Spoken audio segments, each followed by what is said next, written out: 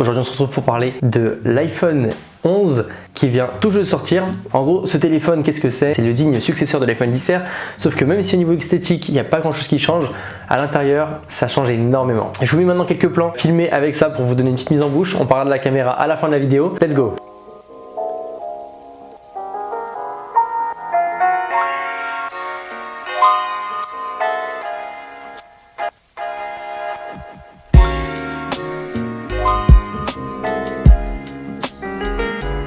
Alors en gros, qu'est-ce que c'est l'iPhone 11? L'iPhone 11, c'est un téléphone qui est peu cher pour un téléphone d'Apple, même si sur Android on trouve beaucoup de téléphones à 800 €, voire moins de 800 €. Mais c'est quand même un téléphone peu cher pour Apple et surtout, il est vendu 50 € moins cher que l'iPhone XR l'année dernière.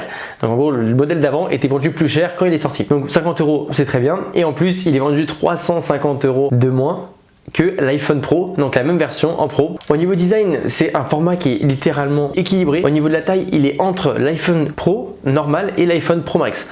Donc voilà, c'est un entre-deux. L'écran est plutôt bon, il tient assez bien dans la main parce que l'iPhone Pro Max ne tient pas du tout dans la main. Franchement, à une main, c'est quasiment inutilisable. Alors que celui-ci, on peut voilà, un peu naviguer dedans avec une seule main. Après, le design reste quand même sympa. Il y a différentes coloris. Vous pouvez aller les voir directement en Apple Store si vous voulez choisir votre préféré. Moi, c'est la rouge qui est un peu plus claire que l'année dernière, mais honnêtement, il est magnifique. Et après, on a cet appareil photo qui fait un peu débat. Enfin, moi, je trouve ça assez cool, hein, même si ça a été critiqué. Et forcément, la pomme qui rappelle un peu les Mac qui ont leur pomme bien au milieu.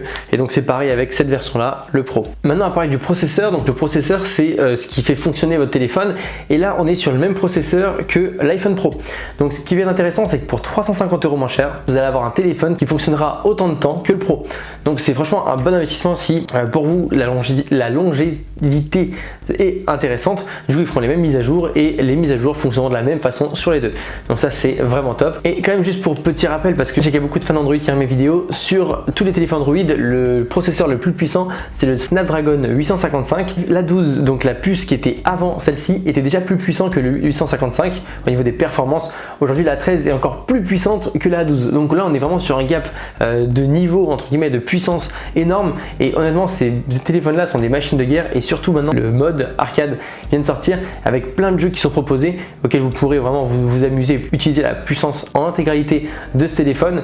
C'est vrai que là, ça devient intéressant. Et moi, je fais beaucoup de montage avec mes téléphones, notamment pour mes stories. Et vous verrez que quand on fait des gros montages avec notre téléphone, même si c'est pas forcément la meilleure chose, mais bon, quand on n'a pas le temps, ça peut être intéressant. La puissance du A13 est largement suffisante et honnêtement, c'est ultra agréable d'utiliser ce téléphone. L'écran, c'est un écran LCD et pas OLED. Donc en fait, le problème de ces écrans-là, forcément, c'est que c'est une ancienne technologie.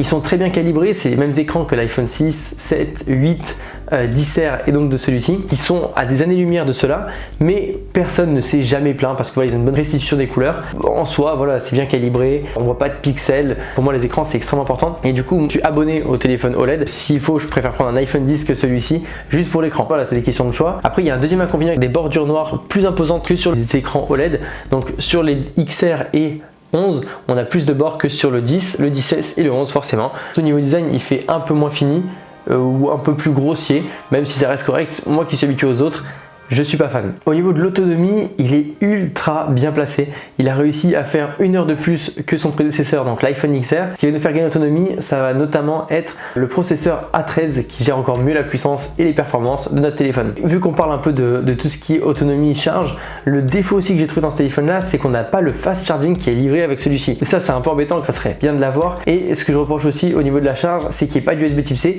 À savoir que les Mac se rechargent par USB Type C. Sur mon ancien Samsung, je pouvais recharger mon téléphone et mon Mac avec le même chargeur, donc ça c'est vraiment top. Et là, le fait de devoir avoir encore 2 câbles dans mon sac quand je pars au travail, c'est vrai que c'est embêtant. Au niveau de la vidéo, c'est tout simplement monstrueux.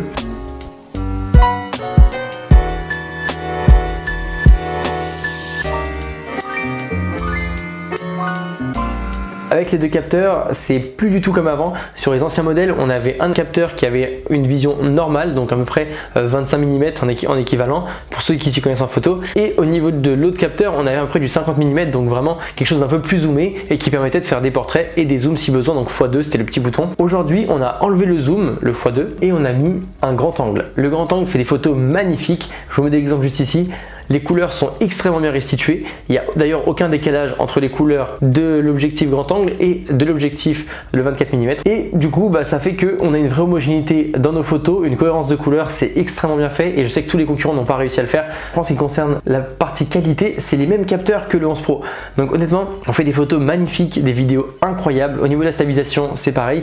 Moi, j'utilise un petit DJI, je vous mets d'ailleurs la vidéo si vous voulez regarder, Osmo-Mobile, donc lui qui est un stabilisateur extrêmement efficace. Honnêtement, voilà, on peut faire des très belles choses, et notamment avec le grand angle. Moi, c'est quelque chose qui m'intéresse vraiment et j'étais même prêt à quitter mon iPhone XS Max, donc qui est beaucoup plus sympa que celui-ci pour moi au niveau de l'écran et design, pour celui-ci uniquement pour cet objectif là. Mais bon, finalement, je pense que je vais partir sur le Pro.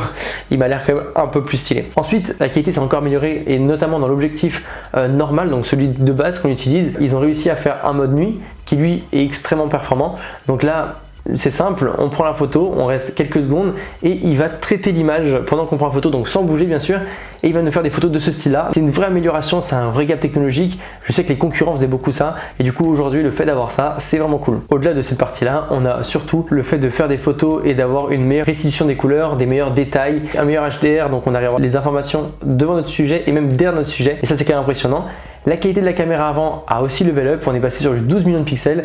Les photos sont impressionnantes, même pour se filmer en face caméra et faire des vlogs ou quoi, ou des stories. C'est vrai qu'on voit une grosse différence comparé au 10S ou même au XR. Donc honnêtement, au niveau caméra, il est incroyable.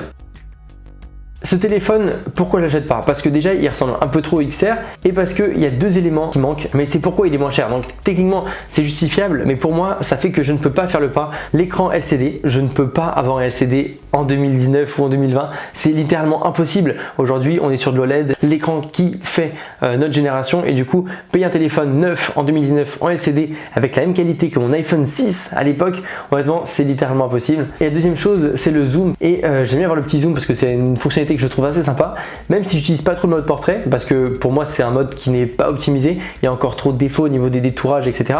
J'aime bien faire des photos avec cet objectif là, je trouve qu'il y a un bon rendu, et du coup pour ça c'est un peu rédhibitoire, et c'est pourquoi je pense que je vais rester sur ce modèle là qui est 350 € plus cher. Si pour vous le zoom n'est pas important et la qualité d'écran ne vous importe pas, même si la qualité d'écran est bonne encore une fois, c'est juste que c'est pas la bonne technologie et c'est pas la qualité que j'attends d'un téléphone à ce prix là. Donc si pour vous la qualité d'écran et l'appareil photo qui zoom n'est pas un problème, honnêtement foncez sur ce téléphone là. Là j'ai pris une version rouge qui fait un peu plus exotique. Si vous le prenez en blanc ou en noir, voilà, vous resterez sobre et ça sera un super téléphone, parce que honnêtement c'est un super téléphone. N'hésitez pas à liker cette vidéo pour me soutenir, pour soutenir mon travail et pour m'aider à augmenter mon référencement et arriver dans les premières vidéos de YouTube. Salut!